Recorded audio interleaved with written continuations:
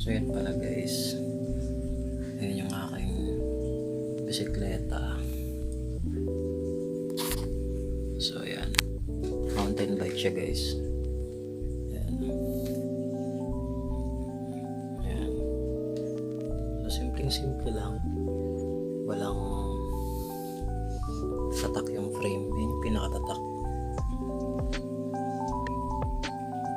Yan, so yan siya guys, mountain bike.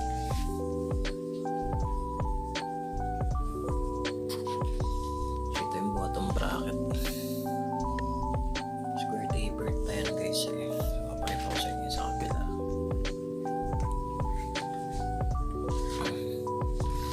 Yan. Kita nyo ba? Kita nyo naman no?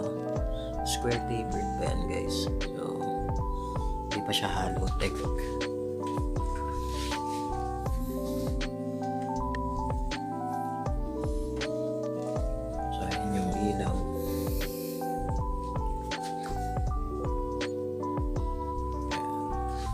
Basic lang tong mountain bike ko.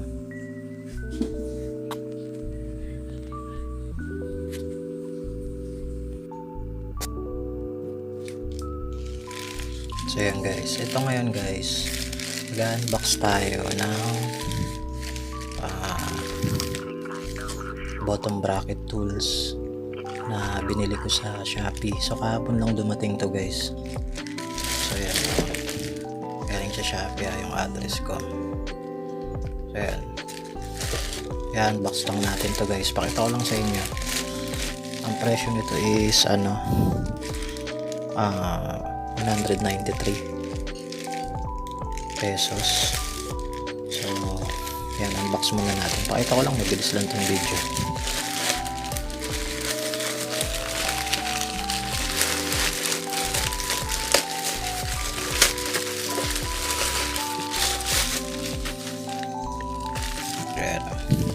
Ito na siya.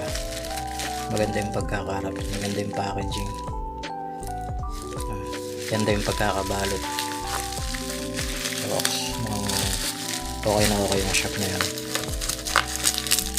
So ang wish ko lang dito is sana tumagat yung matibay yung tools. Tingin ko naman matibay ito. Marami na ako nagbili sa Shopee pero ito pa lang yung nagawang kong video, and pangatlong video ko pa lang sa channel. So kita nyo naman, bago lang talaga, bagong siklista lang talaga ako. So ayan siya guys, so plastic, isa-isayin natin, isa-isayin. Ayan, ayan. Ito guys, alam ko pang hollow tech to eh. Sasabi ng pamangkin ko, pang hollow tech yung crank nung MTB niya. So yung dahilan pala kaya ako bumili nito, itong mga to bottom bracket tools is para ako na yung mag-service ng bottom bracket ko.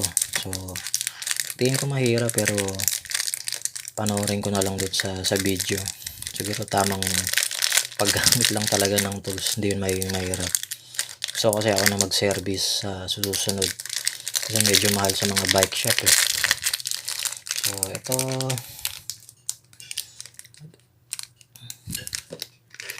ito na ata yung bottom bracket remover. Ayan, bottom bracket remover guys. Tama ako no? So ayan. Tapos yung iba, ito meron na ako nito kasama sa multi-tool ko. Chain cutter ata to, chain cutter no? Sensya na talaga, bago lang talaga ako sa pagbabike. So ayan, chain cutter yan, diba guys? Ayan, ayan, dalawa na tatlo na pala, tatlo pala, ito pala yung una. So 1 2 3. Ito yung pang-apat, sira lang, natanggal na.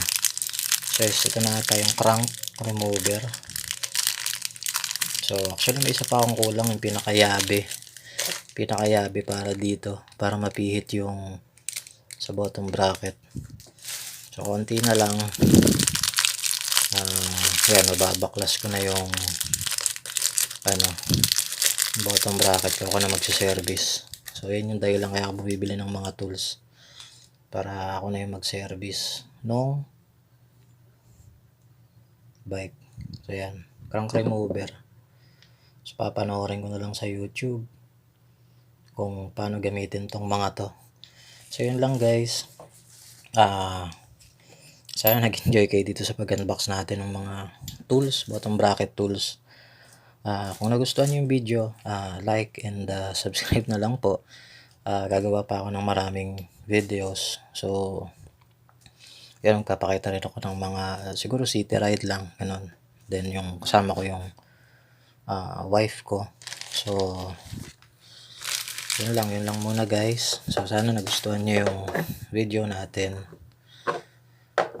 Yan, huwag niyong kalimutan mag-like, mag-subscribe. And yan, safe lang tayo palagi. Thank you guys.